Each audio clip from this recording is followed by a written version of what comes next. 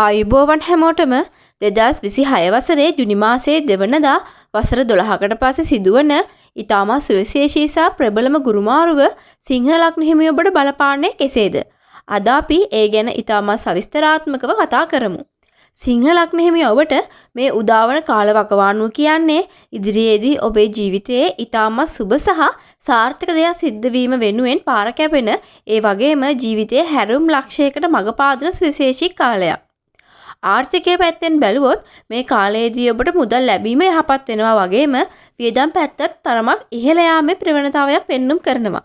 හැබැයි මෙතනදී එක සුවිශේෂී දෙයක් තියෙනවා. ඒ තමයි මේ සිද්ධ වෙන වියදම් බොහෝමයක් අනාගතයට ප්‍රයෝජනවත් වෙන ආයෝජන ස්වභාවයේ දේවල් වීමයි.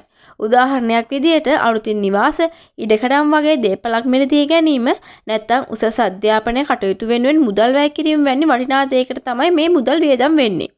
කෙසේ වෙතත් මේ වියදම් පැත්ත උපරිමයෙන් පාලනය කරගන්න ඔබ උත්සාහ කරන්න ඕන. විශේෂයෙන්ම අනවශ්‍ය ලෙස ණය වීම වලින් වැළකී සිටීමට මේ කාලය තුළ තදින්ම හිතට ගන්න ඕන. ගෘහ ජීවිතය ගැන කතා කරද්දී ඔබ සමාජයෙන් තරමක් ඈත් වෙලා හුදකලාව ඉන්න උත්සාහ කරන ගතිය පෙන්눔 කරනවා. බණක් අහගෙන භාවනාවක් කරගෙන Tamanගේ ආධ්‍යාත්මික පැත්ත වර්ධනය කරගන්න මේ කාලය තුළ ඔයා වැඩි උනන්දුවක් දක්වනවා.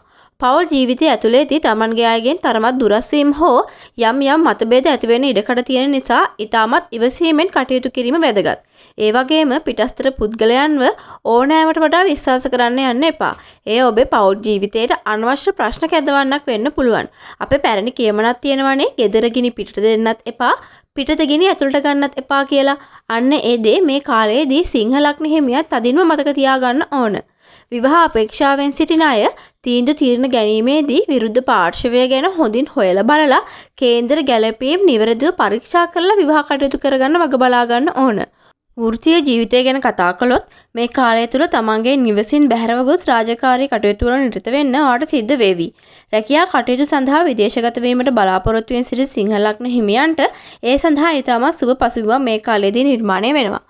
රැකියා ස්ථානයේදී අනුන්ගේ ප්‍රශ්න ගැටළු වලට මැදිහත් කරුවෙකු හෝ බේරුම් කරුවෙකු ලෙස ඉදිරිපත් වෙන්න කිසිසේත්ම යන්න එපා. මොකද අවසානයේදී මේ හැම දෙයකම වැරදිකාරයා ඔයා බවට පත් වෙන්න පුළුවන්. ඒ නිසා රැකියා ස්ථානයේදී හොඳින් ඔළුව කල්පනා කරලා තමන්ගේ රාජකාරිය විතරක් කරගෙන සිටීම වඩාත් නුවණට හුරු වෙනවා. අධ්‍යාපනය පැත්තෙන් බැලුවොත් උසස් අධ්‍යාපනය සඳහා විදේශගත වීමට බලාපොරොත්තු වෙන සිටි ශිෂ්‍ය ශිෂ්‍යාවන්ට එම සිහින සහ බලාපොරොත්තු සාර්ථකව ඉෂ්ට කරගන්න ලැබෙන ඉතාමත් කදිම කාලයක් තමයි මේක. විශේෂයෙන්ම ජ්‍යොතිෂ විද්‍යාව, ආයුර්වේද වෛද්‍ය විද්‍යාව වැනි গুপ্ত සහ පාරම්පරික විෂයන් හදාරන අයට මේ කාලය තුළ ඉතාමත් ඉහළ ජයග්‍රහණ අත් කරගන්න පුළුවන්.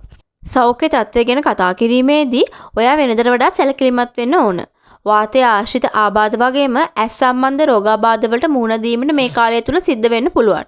ඒ නිසා එවැනි ලක්ෂණ මතු වුණොත් වහාම නිසි වෛද්‍ය උපදෙස් ලබා ගන්න. ඒ වගේම මේ කාලය තුල හදිසි රෝහල්ගත වීම හෝ ශෛල කර්ම වැනි තත්ත්වයන්ට මුහුණ දීමට සිදුවන බව පෙන්눔 කරනවා. ඒ නිසා ඔයාගේ දෛනික ජීවිතයේ වැඩ කටයුතු සහ ගමන් බිමන් වලදී උපරිමයෙන්ම පරිස්සම් වෙන්න වග බලා ගන්න ඕන.